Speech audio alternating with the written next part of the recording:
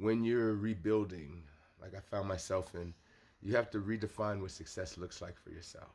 I mean, you have to too, because if you don't define what success looks like for yourself, the world is going to do it for you, and then you'll spend your life chasing things that once you even get them, you're gonna feel empty still on the inside. You're like, I got all the shit, but why do I still feel like this? You know? I mean, we've all been told like what success is supposed to look like, right? Get the perfect job, get the perfect relationship, live in the perfect house.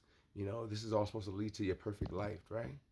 But how many of us check every box and still feel unfulfilled?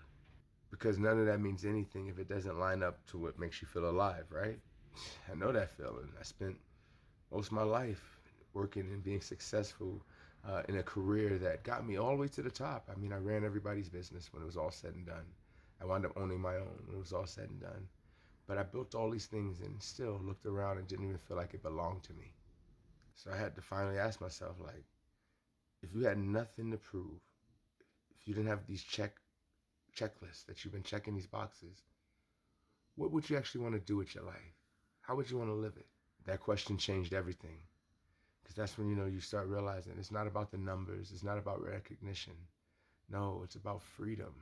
Freedom to love, freedom to live, freedom to find your own way in life, freedom to not be conformed into something that you was told to do before you even figured out what you wanted to do.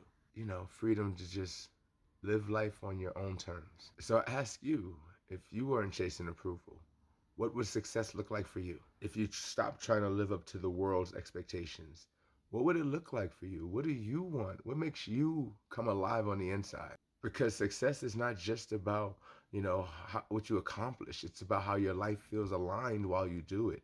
While you're in that moment and everything just feels natural, that's where success truly lives. That's where it really takes off. Because winning is not about checking boxes.